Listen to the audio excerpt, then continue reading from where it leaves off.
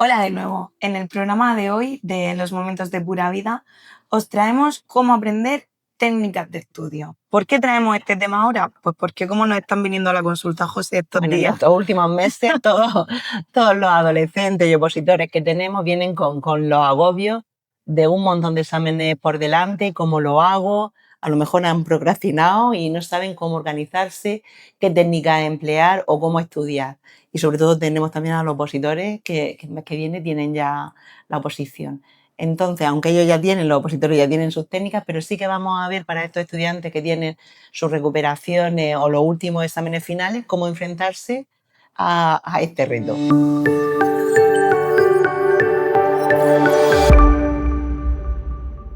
Claro, porque muchas veces la clave aquí es poder aprender diferente.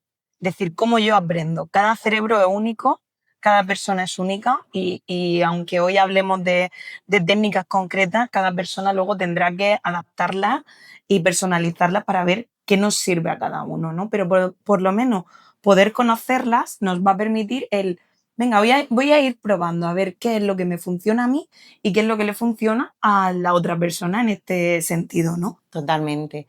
Así que en el programa de hoy vamos a ver un poco cómo mejorar esa confianza, cómo aprender técnicas que no funcionen y también reducir un poco el estrés y gestionar esa ansiedad anticipatoria, ¿no?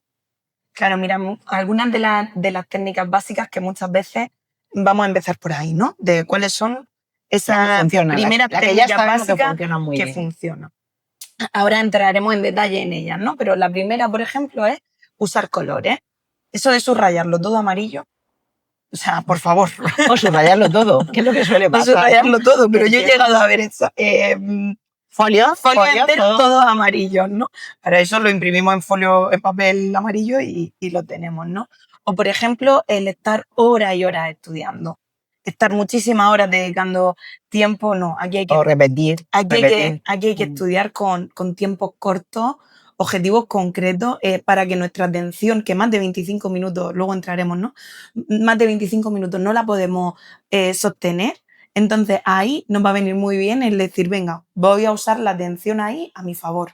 Venga, vamos a ir desglosando un poco. A la hora de subrayar con colores, como ha dicho Encarna, como máximo podemos utilizar 3 colores. Tampoco colorines, porque hay mucha gente que lleva 100.000 colores, ahí no. Vamos a utilizar, por ejemplo, el amarillo para lo que sea realmente importante. Podemos utilizar a lo mejor el rosa para las palabras clave diferentes, ¿no? Y el verde para ejemplos.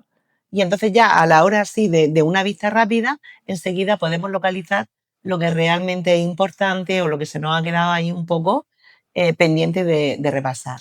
Y luego la doble vía, es decir, escribir. Muchas veces nos da pereza, creemos que es una pérdida de tiempo y a la hora de elaborarnos nuestros mapas mentales o nuestros esquemas, nos ayudan, por un lado, a tener que explicármelo a mí mismo, que ahora ahí entramos en el metaaprendizaje, pero por otro lado, a ir guardando esa información por la doble vía, por lo que yo leo, lo que yo entiendo, pero también lo que yo escribo.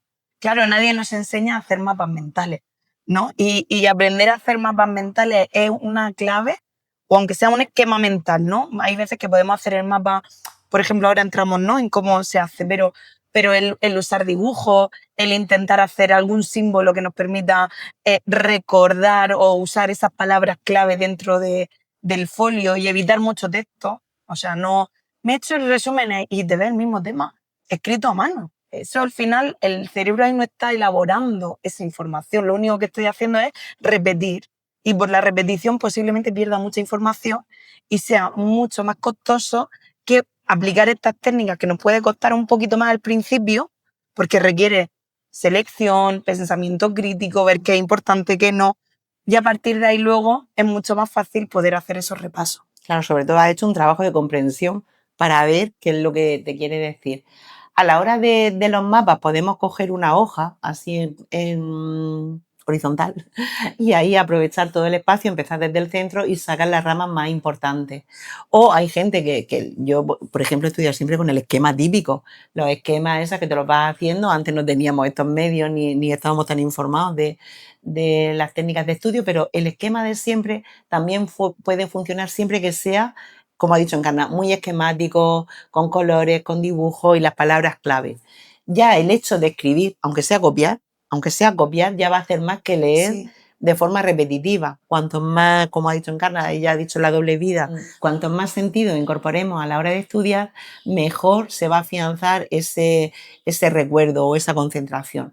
Entonces, lo que vamos a incorporar, como hemos dicho antes, la técnica de escribir, ahí ya estamos incorporando el tacto, la visión con los esquemas, y la técnica que realmente funciona en la pirámide de los estudios, que ahora lo veremos, es la técnica del profesor, que es contarlo. Lo que una vez que ya lo hemos leído, aprendido, contárselo a otra persona, enseñárselo a otra persona, va a hacer que retengamos la información casi en un 80%. O sea, es de las técnicas más efectivas. Si ya la hemos escrito y la hemos subrayado, pues ya va a ser, vamos, la leche. Claro, y luego la clave dentro del aprendizaje es un estudio activo, es decir, la metacognición. ¿Qué es eso? Aprender a aprender. Muchas veces no nos hacemos preguntas de cómo estoy aprendiendo yo esto, si lo estoy entendiendo, si no. Y entonces, aparte de hablar como conmigo mismo, ¿no? De me estoy enterando. Venga, ¿por qué me he equivocado aquí en matemáticas? Nosotras, uno de los ejercicios que explicamos cuando vienen gente o personas que se les da muy mal las mates, yo siempre digo, cógete otro color, el azul, el rosa, el verde, y explícatelo en qué te has equivocado, no lo borres. Y te pone, ojo, que siempre se me olvida, o siempre se me olvida cambiar el signo, o esto es por esto. Porque ahí cuando yo aprendo a prestar atención a cómo yo razono, ese metaaprendizaje y ese explicármelo a mí mismo es un esfuerzo que va a hacer que ya una vez que lo aprenda significativamente, ya no voy a necesitar tener que hacerlo tantas veces y posiblemente no se me olvide, por lo menos no tan fácil, de que a lo mejor está repitiendo y siempre me equivoco y siempre es que esto no lo entiendo. No, hay que hacer un esfuerzo por, ¿me estoy enterando yo de esto? No, eso es muy importante. Y sobre todo, a lo mejor, cuando hemos suspendido. Ayer me llegó un chico que sabía preparar el examen de física genial. Dice, yo salí pensando que había sacado por lo menos un 9 y luego creo que sacó un 3. Y entonces, pues es verdad que estaba muy frustrado, pero dije, ¿te has dado cuenta que has fallado? Dice, sí, los signos, que no está pendiente, 2 o 3 cosas, como dices tú. Entonces, ya eso, ahora para el Sí. examen de recuperación, teniendo en cuenta esas pequeñas cosas, ya está superado. Pero si no nos fijamos, pues volvemos a cometer en los mismos errores, de los mismos despistes, los mismos. Por eso es muy importante el ir a la revisión de exámenes, comprobar luego en qué ha fallado, qué cosas se te han olvidado en el examen, qué detalles han faltado ahí, para luego poder ir recuperándolo o haciéndolo mejor. O intentar, por ejemplo, ver, oye, me acuerdo de esto. O sea, intentar recuperar yo solo con mi cerebro. De decir, oye, voy a hacerme preguntas, ahora que tenemos la IA. Voy a decirle a la IA que me haga un cuestionario de examen a ver cómo aprendo. Me acuerdo de una chica que, por ejemplo, tenía el examen de conducir del coche, del teórico, y fallaba. Y se había hecho todos los test habido y por haber de la aplicación. Y entonces dije, venga, vamos a hacernos una batería de preguntas súper difíciles y vamos a pedirle a la IA que nos ponga las preguntas más enrevesadas y más difíciles a la hora de sacarnos el carnet de conducir. Y vamos a ver en qué fallo yo, cómo yo lo entiendo, qué me falta repasar, voy a ver de qué me tengo que hacer un esquema o si siempre fallo en las luces o en las distancias. Voy a intentar hacérmelo, bueno, para la siguiente aprobó.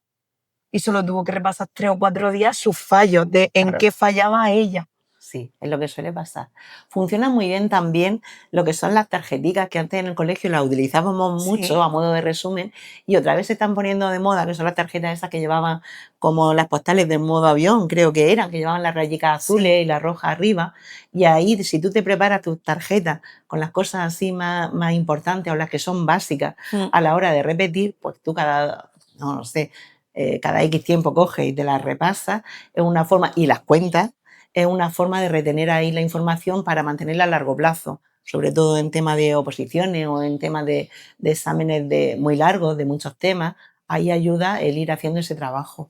Al igual que la bola de nieve. Es decir, voy poco a poco acumulando temas y sigo repasándolos de forma espaciada, que muchas veces dejamos, me he estudiado esto y hasta de aquí a 2 semanas no lo vuelvo a tocar. Y entonces cuando vuelvo a tocar este tema me viene la ansiedad, el bloqueo, no me acuerdo, no me lo sé, le dedico un montón de tiempo. Si yo voy haciendo este proceso de forma organizada y poco a poco espaciado, al final el aprendizaje es mucho más significativo y voy comprendiendo mucho más ahí la información y se va sentando dentro de la memoria a largo plazo. Ya no solo, que seguro que más de uno aquí hemos sobrevivido, madrugando, yendo al examen,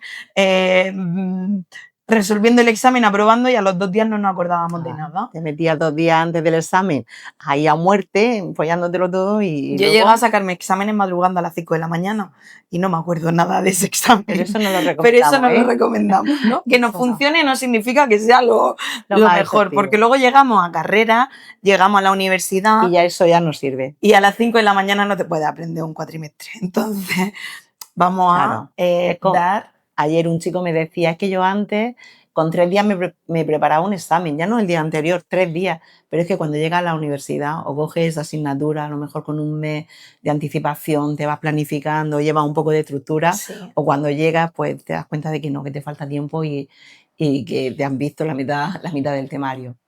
Otra cosa muy importante aquí, como hemos dicho, es la gestión del tiempo. A nosotras nos gusta mucho y recomendamos la técnica del pomodoro, que pueden ser intervalos, creo que lo explicamos, no sé si alguna vez hemos hablado No de lo ella. sé, pero bueno, lo No lo explicamos sé. de nuevo. Pero bueno, son intervalos de 25 minutos, en los que nos vamos a poner 25 minutos de estudio, que es lo que dura la máxima concentración, 5 de descanso, otros 25 minutos, ahí ya descansaríamos 15 minutos y luego otro bloque de 2 pomodoros más. Hay gente que cuando ya está en la universidad o, por ejemplo, en tema de oposiciones, los pomodoros los pueden ampliar a 40 minutos. Aquí, como hemos dicho al principio, cada uno tiene que ver qué le funciona bien. Yo, por ejemplo, a mi hijo le encantan los pomodoros de 25 minutos.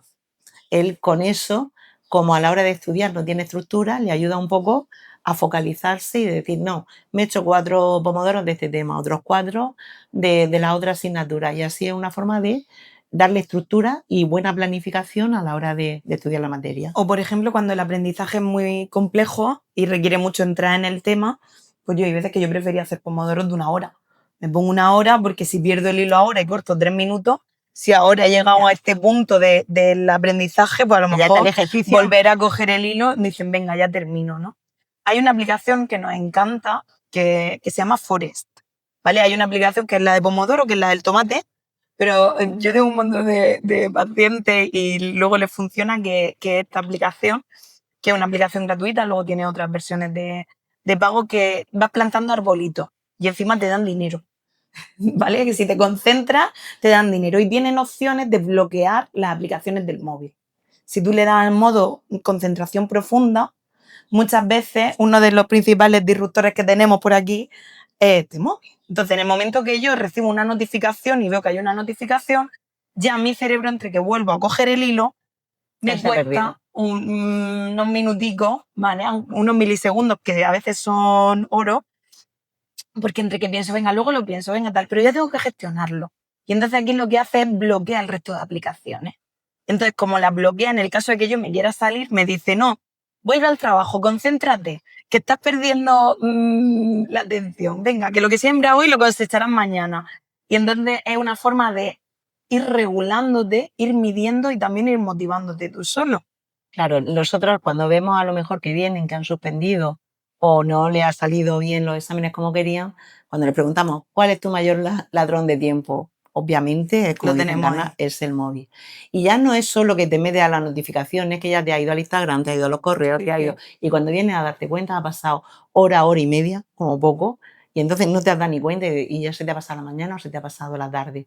Entonces estas aplicaciones ayudan y sirven muy bien, que se pueden descargar, gratuitas la mayoría, y si no, un reloj y dejar el móvil en otra sala y de decir hasta que no haga mis 40 minutos, 50 minutos o mi hora, no voy a la cocina o al salón ni siquiera a beber agua, ni me lo preparo todo para no tener que salir. Me estoy acordando del temporizador ese que teníamos antes para claro, la cocina. Eso es muy bueno.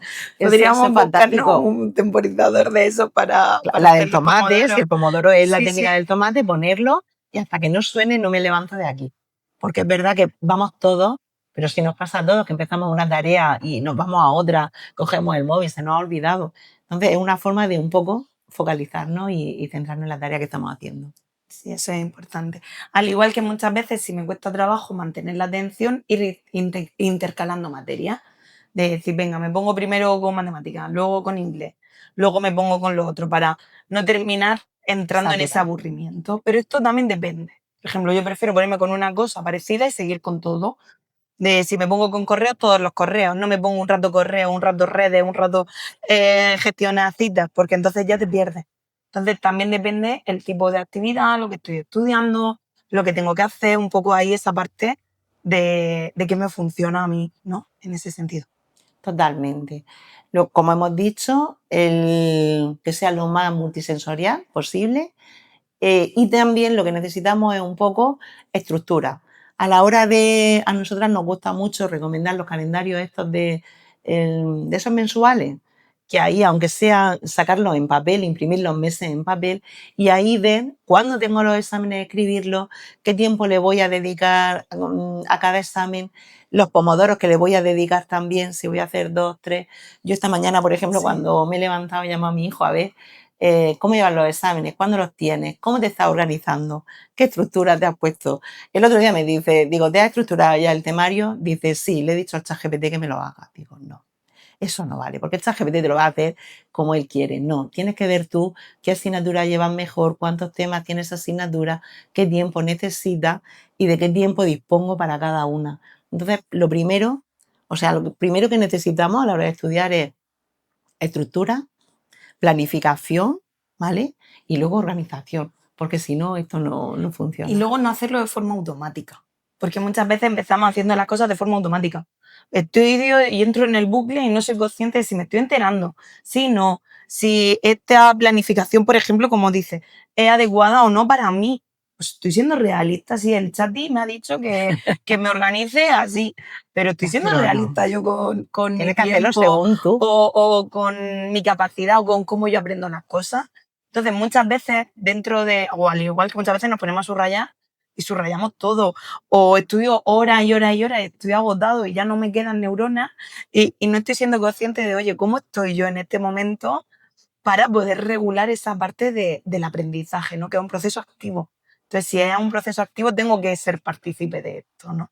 Bueno, entonces, a modo de resumen, según la pirámide de estudio, o sea, lo que más nos va a ayudar, un 5% nos va a ayudar el escuchar al profesor. Cuando escuchamos solamente en clase, vamos a retener un 5% de la información. Si lo estamos leyendo y escuchando, un 10%. Si lo vemos, un 20%. Ver y escuchar, un 30%. Decir y discutir, un 50%, cuando lo estamos diciendo y discutiendo con nuestros amigos. Cuando ya lo estamos haciendo nosotros, hay un 75%. Pero cuando ya lo hacemos nosotros, nuestros esquemas, nuestros mapas mentales y encima lo contamos, ahí ya retenemos un 90% de la información. Hay muchísimas personas que dicen, yo antes del examen se lo explico a mis compañeros y así saco más notas, ¿no? Esa parte de intentar enseñar a alguien, ¿no? Nosotras les decimos que se lo cuenten, aunque sea al perro, al gato, a quien sea, a quien venga a tu muñeco, coge y le cuenta el tema. O te coge una pizarra de esa de borrar y tú haces como si fuese el profesor ahí explicando el tema, porque eso va a ayudar a que tú lo retengas. Sí. No antes, la técnica de estudio que había era que a los niños les decía, venga, estúdiatelo y luego me lo cuentas, pero lo repetían como un papagayo sin saber ni lo que llevan. No, enséñamelo. Enséñamelo cómo se hace este problema o enséñame cómo fue esto, ¿no? Entonces ya es diferente. Va a funcionar muchísimo mejor y con menos gastos de energía. O sea, de la otra forma tú lo estudias y lo repites 5 veces y no se te queda. De esta forma, con una vez que lo haces todo el proceso, se te queda genial. Claro, acabo siendo más eficiente y más eficaz a la hora del tiempo. Muchas veces nos da pereza, porque antes de ponernos a hacerlo pensamos, uff, qué pereza. Uf, a mí me ha pasado con opositores, por ejemplo, siempre al principio de planificar, haces esquemas de los temas, luego vas repasando sobre los esquemas, te vas haciendo tus anotaciones de lo que te falta en el esquema. Ay, Encarna, es que el tiempo, es que no me da tiempo. Y luego cuando ha pasado el curso, cuando ha llegado esta época antes de la oposición, dicen, menos mal que me hice los esquemas. Porque ahora entiendo que esa inversión al principio, que fue un esfuerzo, ahora me merece la pena porque siento que llevo más control, hay menos ansiedad, tengo más sensación de, vale, esto ya es lo que domino, esto es lo que no, aquí es donde tengo que poner el foco, o aquí no. El otro día decía un chico, antes de una oposición muy dura, decía, me flojeo en estos tres temas de 100 y pico. Estoy flojeando en estos 4. Vale, vamos a hacer un esquema, voy a repasar sobre mis fallos, vamos a darle ahí una vuelta. Y entonces es muy importante hacer ahí ese clic. Vale, y ya por último, y no menos importante, lo que más necesitamos es la gestión emocional. Y como hemos dicho en otros programas, el cómo yo me hablo, cómo me estoy hablando con respecto a los exámenes, con respecto a el éxito que voy a tener, ¿no? No es lo mismo que yo ya empiece a decir voy a suspenderlo todo, no puedo, va a salir mal, no se me queda nada, que nos hablemos en modo positivo, como hemos dicho otras veces, de esto va a salir bien, he estudiado mucho, voy preparado. La clave ahí es, nuestro cerebro funciona de forma totalmente Sí, distinta. Si yo digo, voy a suspender, no me sé nada, nuestro cerebro a la hora de hacer el examen es como automáticamente funciona como al 50%. Bueno, vale, va haciendo el examen, pero ya está.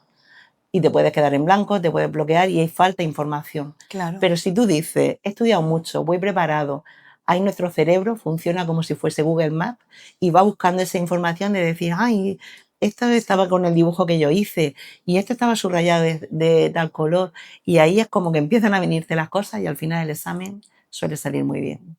Y luego, muy importante, la respiración, ¿vale? Porque al final es la única evidencia científica que tenemos. Aquí hemos dado un montón de técnicas de estudio, ¿no?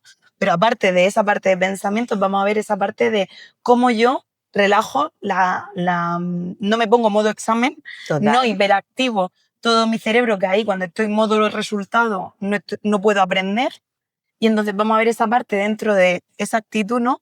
Cómo yo puedo respirar, que ya lo hemos visto en numerosas ocasiones, ¿no? Pero cómo yo puedo relajar mi cerebro para poder concentrarme. Porque cuando estamos hiperactivados ahí la información no entra. Entonces, cuando se supone que es un proceso, venga, no, voy a centrarme en el proceso, voy a ver qué estoy aprendiendo. Ayer en un taller decía la mujer, es que yo ya estaba pensando en que iba a suspender. Sé que si ya hago el examen y antes de hacerlo ya estoy pensando que voy a suspender, el nivel de fallos va a ser brutal, bueno, o por lo menos mucho más alto, porque no estoy Claro. concentrada. No estoy centrándome ni en aprender, ni en el caso de estar resolviendo el examen, en resolverlo. Estoy más en otra cosa, ¿no? Entonces, ¿cómo hacemos la respiración? Que se la tienes que explicar Bueno, tú, la que te técnica que encanta. siempre decimos, la técnica del 4-7-8. Y si esa no nos sale porque ya no nos acordamos, hacemos 3-6. Lo importante es que llegue oxígeno a nuestro cerebro, cogiendo el aire por la nariz, lo vamos a retener luego durante unos segundos y después lo vamos a expulsar lentamente por la boca. ¿Por qué? Porque eso va a hacer que el nivel de activación de la amígdala, del cerebro ahí súper alerta y súper activado, baje su nivel de activación y eso va a favorecer también la concentración y el rendimiento y el que yo me hable de forma más positiva. Entonces, en modo examen, yo normalmente recomiendo hacer las respiraciones, sobre todo yo a mi hijo, a los pacientes que tenemos, siempre se lo digo, cuando viene ya el modo examen, que llevamos un nivel de estrés muy alto, las respiraciones hacerlas todos los días por lo menos 3 veces. ¿Para qué? Para que en el momento que llegamos al examen, ahí coger y antes de que, mientras están repartiendo los exámenes, tú tienes tu examen delante y tú mientras haciendo tu 4-7-8. Cogiendo, tal. ¿Por qué? Porque yo ya bajo el nivel de alerta. Cuando me dan la hoja, yo ya lo primero que tengo que hacer es leer todo el examen y luego ver ya por qué preguntas me apetece empezar. Pero ya he bajado ese nivel de alerta. Y otro truco, cuando estamos muy activados, que vemos que no, que este es un poco casero, pero funciona muy bien, que ves que no duermes, que estás con esa activación, las infusiones, por ejemplo, de duerme bien, o tomarse ya por la noche, dejar el móvil fuera cuando vas a descansar y tomarte tu infusión del duerme bien, hace que luego ese sueño sea un poco más reparador y se retenga más la información también. Sí, es que muchas veces el simple hecho de tener que pararme a tomarme el té, esperar que se enfríe, parar un segundo, soplarle al té para no quemarme, ya estamos haciendo un montón de mindfulness porque tengo que estar pendiente y presente y ya el nivel de activación baja. Entonces ahí también funciona, ¿no? Decir, venga, no, voy a regularme, voy a relajarme, voy a ver la actitud. Si estoy haciendo el examen, por ejemplo, voy a partir del cero, voy a ver qué sí me sé y voy a ir sumando para ir quitando el nivel de presión e ir centrándome en lo que sí puedo controlar y en lo que no. Y creo que por último, el último apunte ya de este taller sería priorizar el proceso. Cuando estoy estudiando, vamos a priorizar la planificación, la gestión del tiempo, qué día me voy a estudiar cada cosa para que me dé tiempo antes del examen. Voy a intentar apuntarlo en el papel, como decía, en el calendario. Voy a priorizar ese proceso porque así estoy aquí y ahora. Y voy a ver qué está en mi mano y qué no. Cuando llegue el examen nos preocupamos. Cuando el profesor nos diga que hemos suspendido, estudiamos para la recuperación. pero antes no. Entonces vamos a ver qué sí está bajo nuestro control, qué técnicas de las que hemos visto hoy nos sirven. Yo ahí en esta planificación añadiría que si podemos, 1 hora de ejercicio, aunque estemos con los exámenes ya agobiados, el salir a andar Sí. y el hacer deporte va a favorecer esa concentración y el retener mejor la información.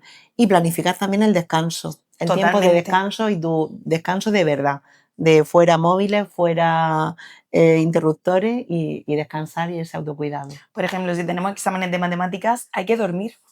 Muchas veces en matemáticas, aunque las dominemos y tenemos un montón de fallos tontos, vienen porque estamos Sí. cansados Total. y estresados. Entonces, muchas veces vamos a priorizar ese Ese comer, descanso dormir, también. deporte, Sí. es básico para poder luego poner en práctica todo esto que estamos viendo.